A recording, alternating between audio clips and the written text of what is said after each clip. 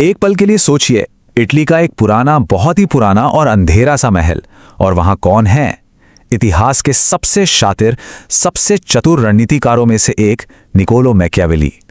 वो एक नौजवान लॉरेंजो को शक्ति का वो सबक सिखा रहे हैं जो किसी किताब में नहीं मिलेगा। तो चलिए हम भी उनके साथ इस सफर पे निकलते हैं और समझते हैं शक्ति के इन 11 डार्क नियमों को। तो मैकियावेली लोरेंजो से एक सवाल पूछते हैं, क्या तुमने कभी इस बात पर गौर किया है कि कुछ लोगों के कमरे में आने भर से ही पूरा माहौल क्यों बदल जाता है? यही सवाल आज की इस पूरी बातचीत का केंद्र है। वो अनकही शक्ति, वो मौजूदगी जिसे महसूस तो हर कोई करता है पर देख कोई नहीं पाता। मैकियावेली का जो मूल सिद्धांत है ना, वो ये है कि दुनिया किसी की फिजिकल स्ट्रेंथ, मतलब शारीरिक शक्ति या फिर पैसे से नहीं डरती। असली डर तो एक खतरनाक मानसिकता की शक्ति से होता है। सोचिए, एक शेर, जंगल का राजा, सिर्फ अपने पंजों की वजह से नहीं है। वो राजा है उस दहशत की वजह से जो उसके शिकार करने से पहले ही हवा में महसूस होने लगती है। तो मैकियावेली बताते हैं कि इस शक्ति को पाने के लिए 11 मनोवैज्ञानिक हथियार हैं। हाँ, हथियार, और ये किसी बंदूक या तलवार से कई ज्यादा खतरनाक हैं। क्यों? क्योंकि ये सीधे दिमाग पर हमला करते हैं। पर एक बात गार्ड मान लेनी होगी, अगर 11वां हथियार समझ नहीं आया ना, तो पहले के 10 बिल्कुल बेकार हैं। तो ठीक है, चलिए पहले सबक से शुरुआत करते हैं। ये वो नियम है जो एक ऐसे व्यक्तित्व की नींव रखते हैं ना, जिसे कोई चाहकर भी नजरअंदाज नहीं कर सकता। और सबसे पहला कदम वो है एक ऐसा खामोश कवच तैयार करना जो बिना एक शब्द कहे आपकी ताकत का एहसास करा दे। तो पहला हथियार है रहस्यमयी खामोशी। देखिए, जो इंसान ज्यादा बोलता है ना, वो एक खुली किताब जैसा होता है। उसकी सारी कमजोरियां सब जानते हैं। लेकिन एक खामोश इंसान, वो एक गहरे समंदर की तरह होता है और लोग उससे डरते हैं। क्यों? क्योंकि वो उसकी गहराई का अंदाजा ही नहीं लगा पाते। दूसरा हथियार, शिकारी जैसी नजर।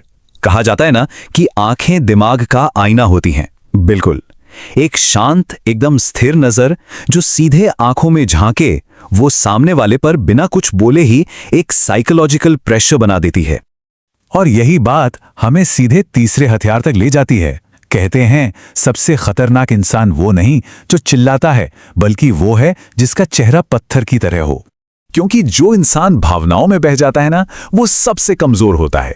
जरा सोचिए, अगर आपका दुश्मन आपकी भावनाओं को पढ़ ही नहीं पा रहा, उसे पता ही नहीं कि आपको खुशी हो रही है या दर्द या गुस्सा, तो वो आप पर हमला करेगा कहां से? ये जो इमोशनल न्यूट्रलिटी है, ये एक ढाल की तरह काम करती है। तो ठीक है, बाहरी कवच तो अब तैयार हो गया। अब बात करते हैं शिकारी की नजर की, मतलब दुनिया में अपने इरादों को अंजाम कैसे देना है उसकी। अब जो अगले 4 हथियार आ रहे हैं ना, वो एक दूसरे से पूरी तरह जुड़े हुए हैं। ये मिलकर एक पूरी रणनीति बनाते हैं, हमेशा अनप्रेडिक्टेबल रहने से लेकर अपनी मौजूदगी का एहसास कराने, खोने के डर को जड़ से खत्म करने, और आखिर में बिल्कुल सही समय पर अपना दाव खेलने तक। चौथा हथियार, अप्रत्याशित बनना, मतलब अनप्रेडिक्टेबल होना। जब किसी को पता ही नहीं होता कि आपका अगला कदम क्या होगा, तो आपको हराना लगभग नामुमकिन हो जाता है। अपने बर्ताव का कोई पैटर्न कभी मत बनने दीजिए, इससे आपका दुश्मन हमेशा कंफ्यूजन में रहेगा और डरा हुआ भी। और फिर आता है छठा हथियार, खोने का कोई डर नहीं। देखिए, अजेयता यानी इनविंसिबिलिटी सब कुछ पाने से नहीं मिलती, ये मिलती है सब कुछ खोने से ना डरने से। जिस दिन आपने अपने दिमाग को यह समझा दिया ना कि मेरे पास खोने के लिए अब कुछ नहीं है, बस उस दिन आपको कोई डरा नहीं सकता। बाहरी रणनीतियों के बाद अब हम बात करेंगे उस किले की जो अंदर है, भीतर का किला। क्योंकि असली शक्ति बाहर नहीं होती, वो तो आपके अटूट मन के अंदर होती है। 8वां हथियार, ये है नहीं कहने की शक्ति। सीधी सी बात है, जो इंसान हर किसी के लिए हर वक्त अवेलेबल रहता है, उसकी कोई वैल्यू नहीं होती। अपनी शर्तों पर जीना सीखना होगा, लोगों को ना बोलना सीखना होगा, क्योंकि दुनिया भी उसी की इज्जत करती है जो पहले खुद अपनी इज्जत करता है। एक पल के लिए रुकिए और जरा सोचिए, क्या आप भी लोगों को खुश करने के चक्कर में ना कहने से डरते हैं? ये बहुत जरूरी सवाल है। 9वां हथियार, तारीफों के नशे से बाहर निकलना। जब किसी को दूसरों की मंजूरी की, दूसरों के प्रेज की जरूरत नहीं होती ना, तो उसे कोई कंट्रोल नहीं कर सकता। और 10वां हथियार वो है आवाज, धीरे और गहराई से बोलना।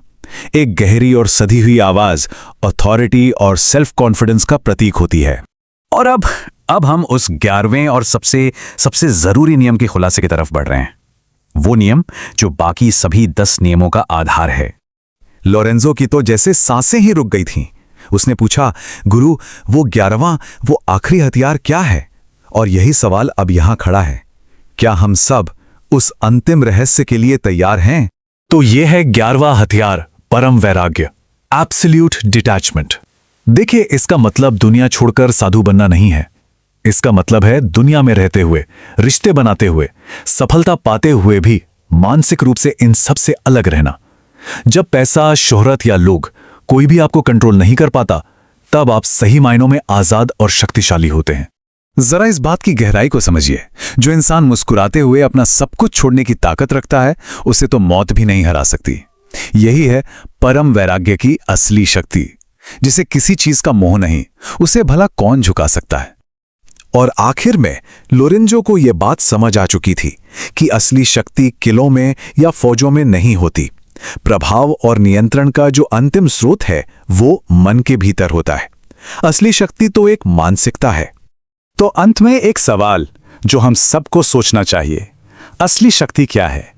किसी चीज को कसकर पकड़कर रखने में, या फिर सब कुछ जाने देने के लिए तैयार रहने में? इस पर सोचिएगा जरूर।